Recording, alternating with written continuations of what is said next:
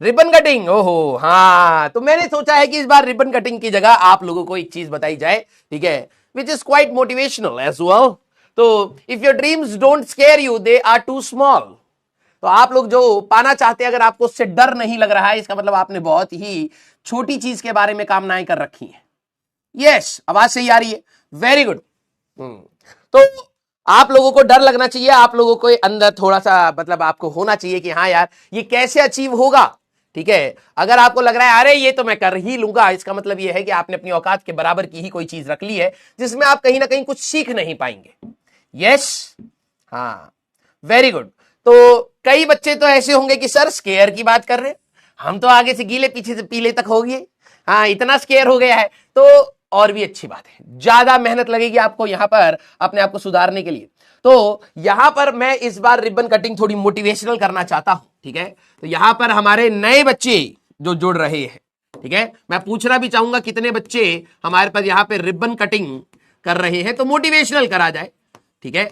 Ribbon cutting हमारे पास यहां पे कर रहे हैं, थोड़ा सा मोटिवेशनल रखा जाए, ठीक है, हाँ।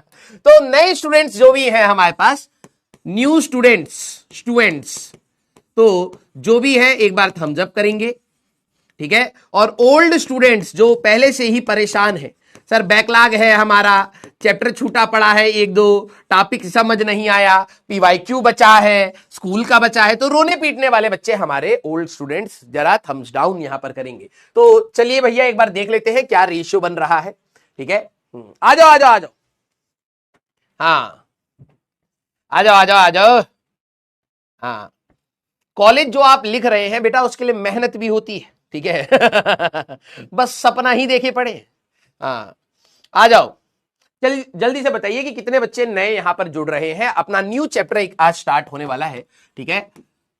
New chapter that is your alternating current, AC से भी नाम होता है, ठीक है। हाँ आ जाइए आ जाइए।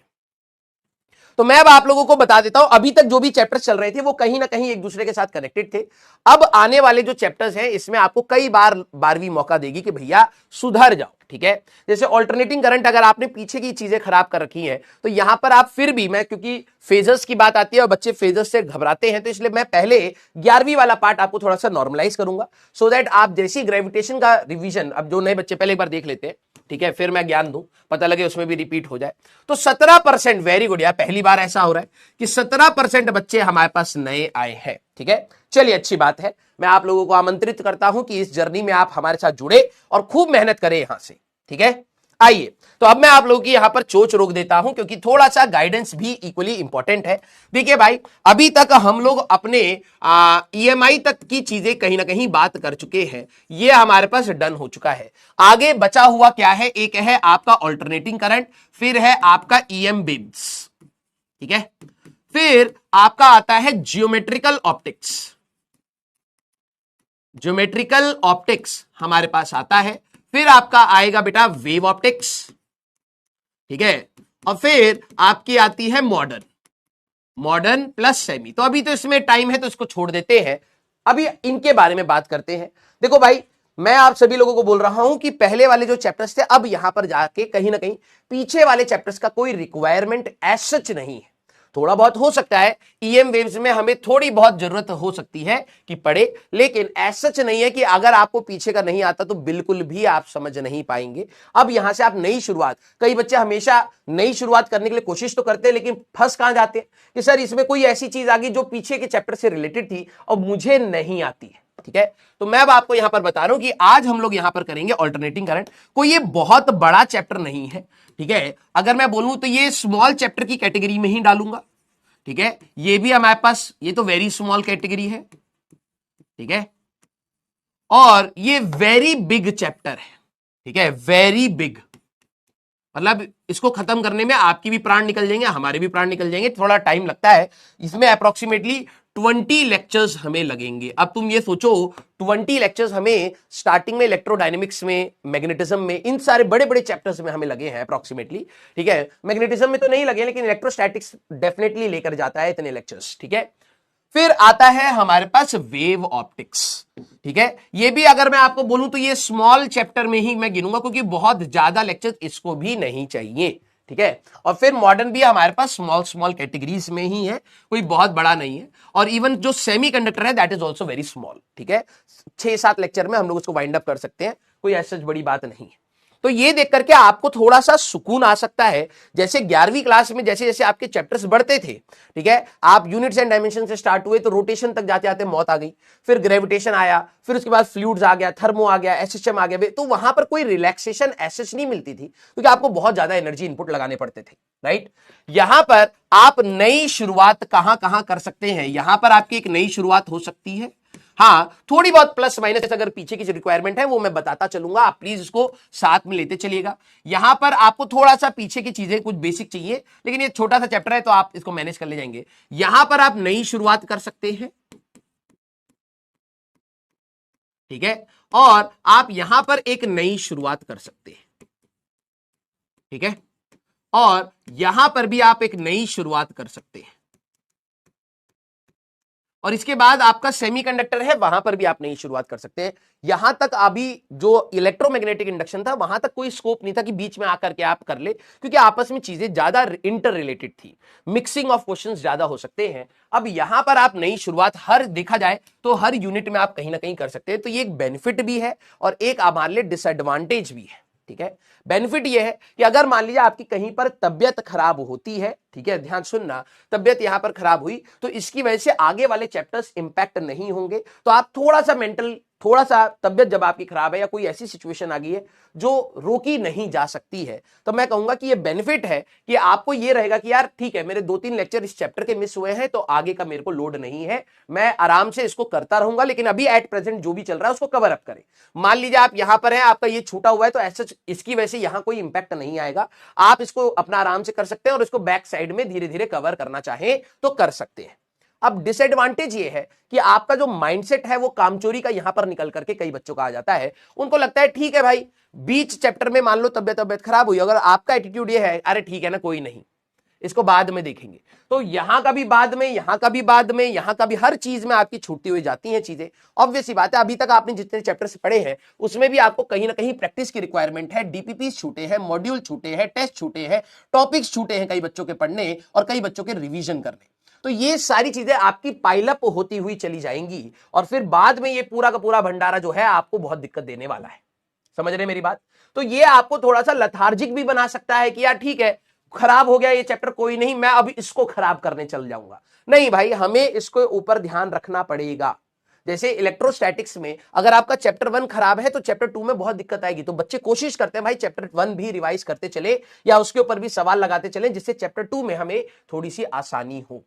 जैसे करंट इलेक्ट्रिसिटी गया है और वैसे ही हमें कैपेसिटर्स में भी थोड़ा सा लिंकिंग मिलेगा, series, parallel and all, charge distribution and all, और फिर उसका आरसी सर्किट, तो आपको थोड़ा सा मोटिवेशन रहता है भाई इस चैप्टर को भी साथ लेकर के चलते हैं, अदरवाइज ये चैप्टर इतना अच्छा हमारा बन नहीं पाएगा। मैग्नेटिज्म के साथ इलेक्ट्रोमैग्नेटिक इंडक्शन हमारे पास चल रहा था, मैंने कहा था मैग्नेटिक्स अगर आपका इंटरेस्ट में है या फिर आपने थोड़ी सी प्रैक्टिस करी है तो आपको ईएमआई में इंटरेस्ट आ जाएगा और धीरे धीरे जब आप प्रैक्टिस करेंगे तो आपके हाथ में सवाल भी बनने स्टार्ट होंगे, राइट।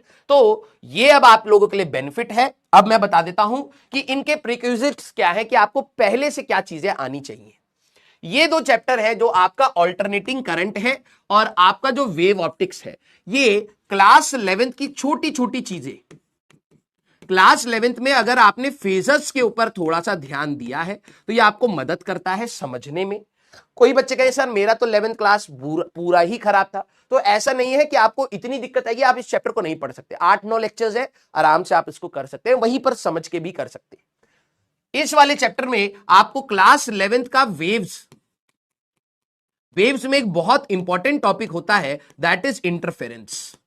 हम लोगों ने वहीं पर पढ़ लिया था, ठीक है, constructive interference, destructive interference, path difference, phase difference, कहां एम्पलीट्यूड बढ़ता है, कहां इंटेंसिटी, सेम चीज अगर आपको थ्योरी आती है ना तो 2 दिन का ये चैप्टर बचता है, बिलीव मी, 2 दिन का ये चैप्टर बचता है। एक दिन में आप अपने पूरे वाईडीएससी को निपटा सकते हैं और एक दिन में जो पोलराइजेशन जो फर्जी चीजें हैं उसको निपटा सकते हैं। 2 दिन का चैप्टर बचता है, बस क्लास 11 का वेव आना चाहिए।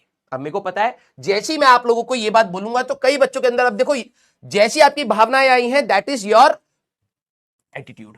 अगर किसी को ये बोलते ही स्ट्रेस हुआ कि यार मेरे को तो नहीं आता है, that means you have a wrong attitude towards studies. क्यों? आपने ये सोचना चाहिए था कि यार अच्छा इसी के बहाने मैं 11th का ये वाला पार्ट भी रिवाइज क्यों ना कर लूं।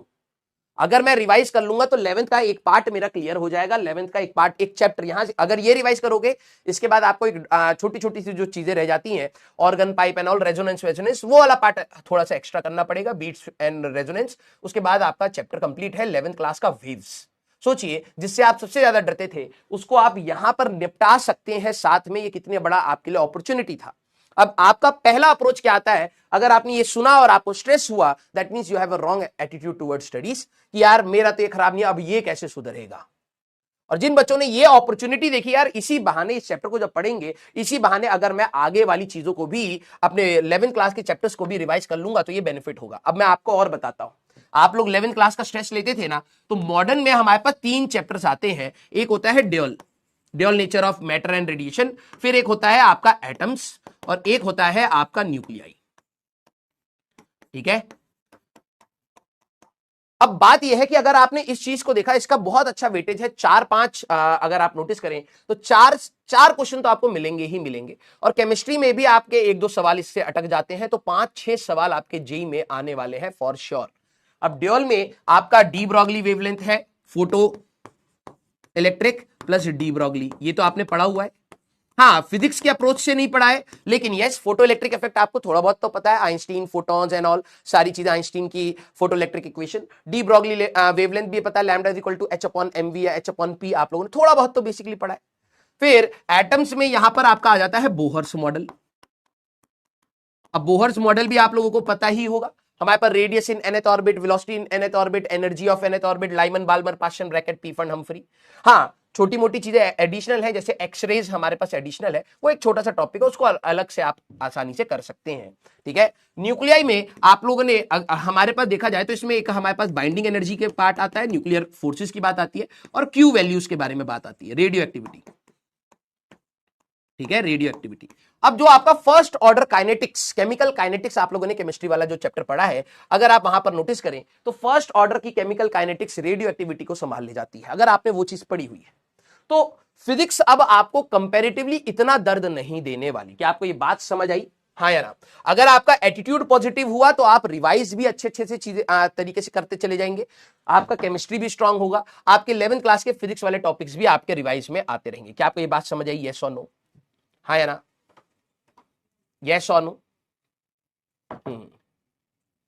मैग्नेटिज्म एंड मैटर कंप्लीट हो चुका है, उसमें बस एक छोटा सा क्वेश्चन वाला पार्ट है, वो मैं रिकॉर्ड करके आपको दे दूंगा। ठीक है, यस, वेरी गुड। तो अब बात आती है कि यहां से सर अब हम लोग अल्टरनेटिंग करंट की बात कर रहे हैं। आगे की जर्नी हमारी काफी, मतलब आपने ये समझिए सबसे बड़ा हर्डल जो क्लास 12वीं का है वो आपने क्रॉस कर, one of the hurdle cross कर लिया। एक बड़ा हर्डल ये है, इसमें आपकी जितनी एनर्जी होगी वो सारी की सारी मुझे चाहिए होगी। एक बार ये खत्म कर लो, उसके बाद तो मक्खन के जैसे कहां फिजिक्स खत्म हो जाएगी आपको पता भी नहीं चलेगा। बिलीव मी, जब बोहर्स पढ़ाओगे आप बहुत रिलैक्स स्टेट में रहोगे, और वो रिलैक्स स्टेट हमें यूज करना है अपने रिवीजन के लिए।